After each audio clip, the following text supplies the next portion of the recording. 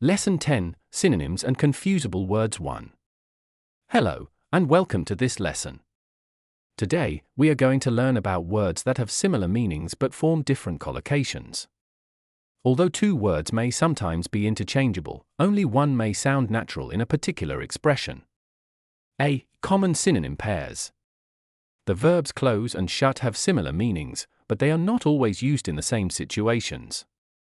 We normally use close with formal activities such as meetings, discussions, and conferences. The chairperson closed the meeting at 4:30.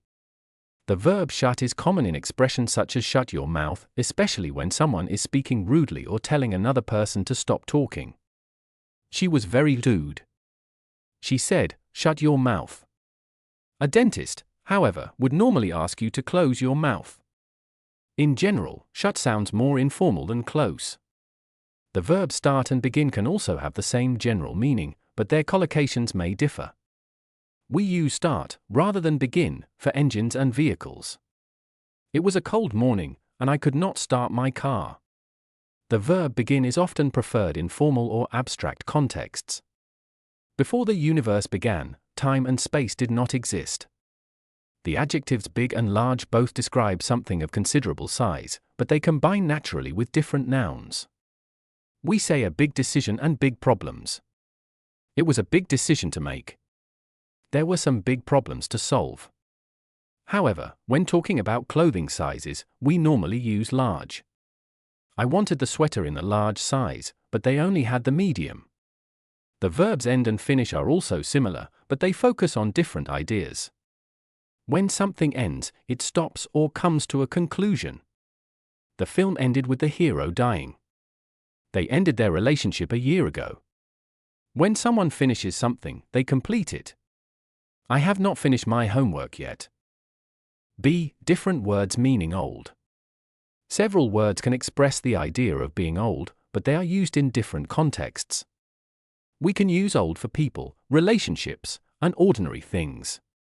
I met an old friend the other day. It is a very old building.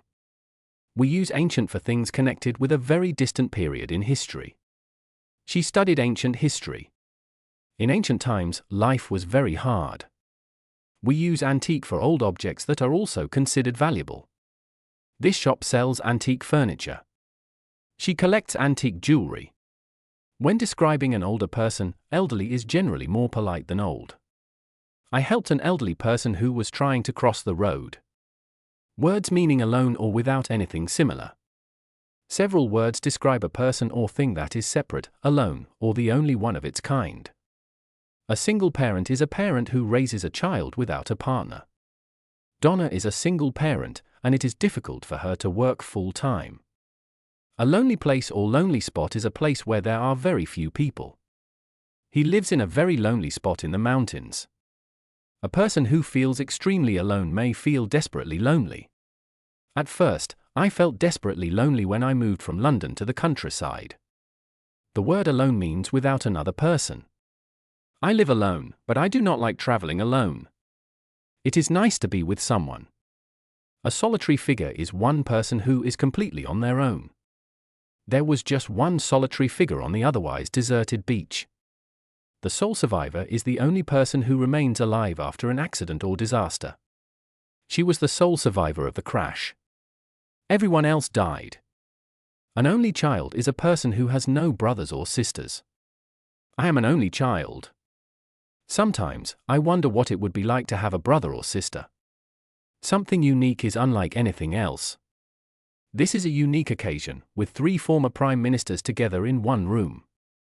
C. Charge and load.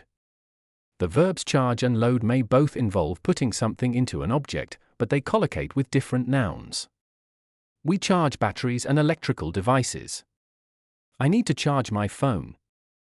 We load cargo into vehicles such as lorries, vans, and ships.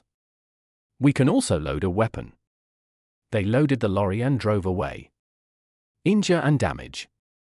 We normally use injure for people.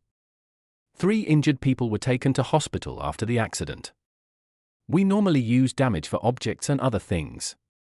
The shop tried to sell me a damaged sofa, but I noticed it just in time. Grow and raise. Farmers grow crops and plants. In the south, the farmers grow crops. Farmers raise animals. The verb raise can also be used with children. In the north, the farmers mostly raise cattle.